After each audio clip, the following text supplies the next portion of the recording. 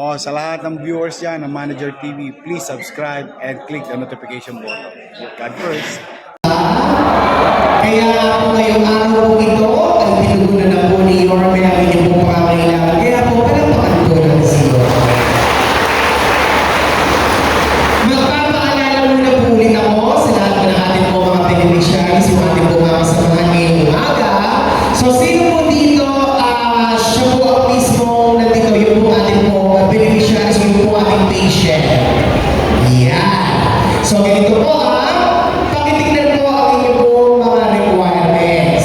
Doon po tayo sa acknowledgement. Dapat po ang nakalagay dyan kung kayo po mismo ang pasyente, yung po pangalan po ninyo. Sa gilid po, dapat nakalagay din po ang inyong pong pirma. At doon po sa ibaba, pakicheck po kung tama po ang address na nakalagay. Tama po ba? Tama rin po ba ang barangay na nakalagay? Okay, so ito po yung date po na ilalagay ninyo, dapat po ang date ngayon, April 18, 2026. Doon naman po tayo sa index. Nakalagay po dyan ang date ngayon. Mamaya nyo na po lalagay. Huwag nyo na po ititin kung ano po yung amount. Doon po kayo sa claimant, dapat po nakalagay po ang pangalan po ninyo o kaya po dapat napirmahan po ninyo.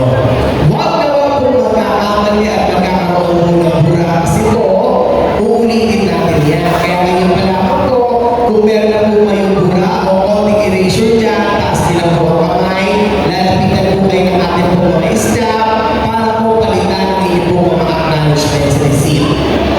Wala naman po. Okay, sino naman po dito yung representative? Taas ang kamay. So, ganito naman po sa representative. Nakalagay po dyan yung pangalan po ng inyong pong hinihingan ng tulong. Tama po ba? Sa itaas, dapat po nakalagay ang buo po ninyong pangalan. Sa gilid, pipirmahan niyo po ulit.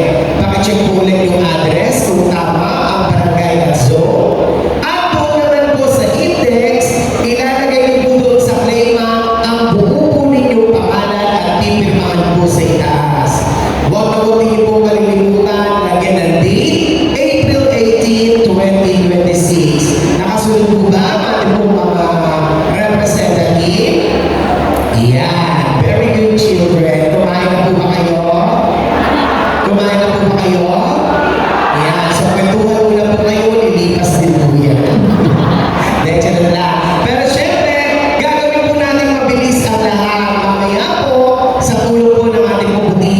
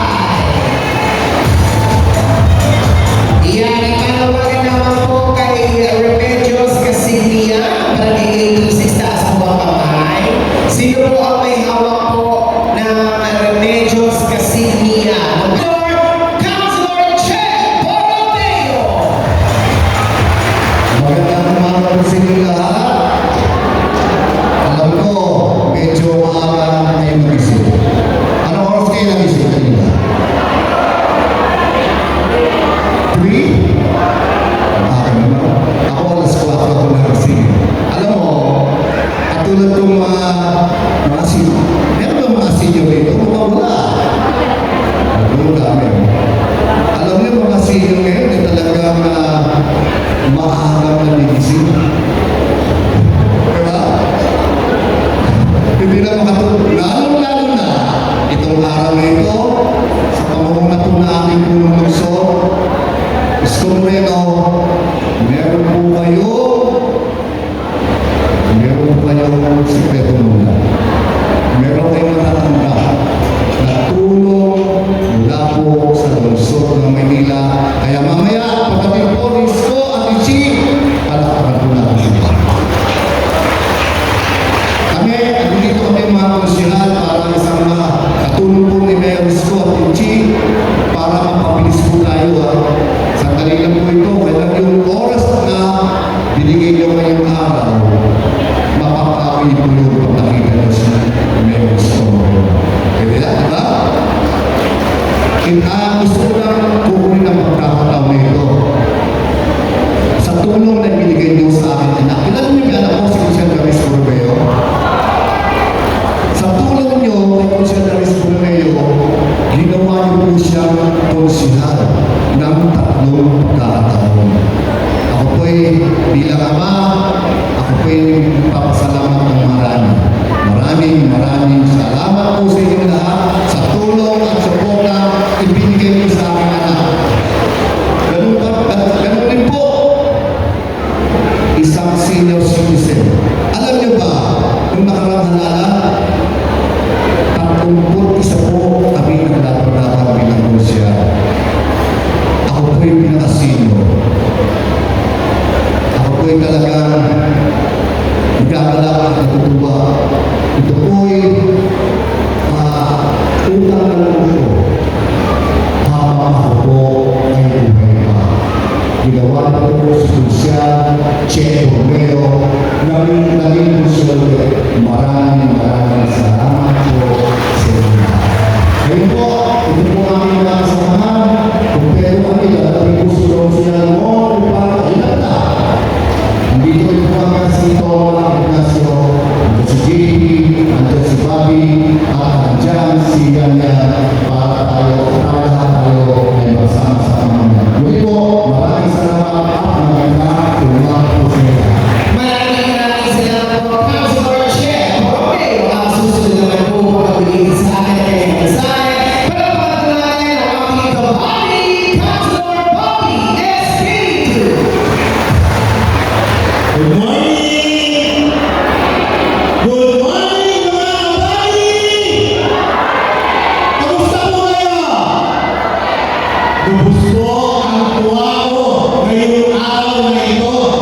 Kita-kita natin kung gaano tayo pahalagahan at ang pagmamahal sa atin ng ating Yorme Isko Moreno Dumagoso. Ngayon lang po nangyari ito, yung mismo mayor bumaba para magbigay ng tulong. Kaya maraming salamat, Yorme Isko Moreno Dumagoso. Kanina po kayo? Parang nakatong na kayo eh. Ibale, konting oras na lang, parating na ang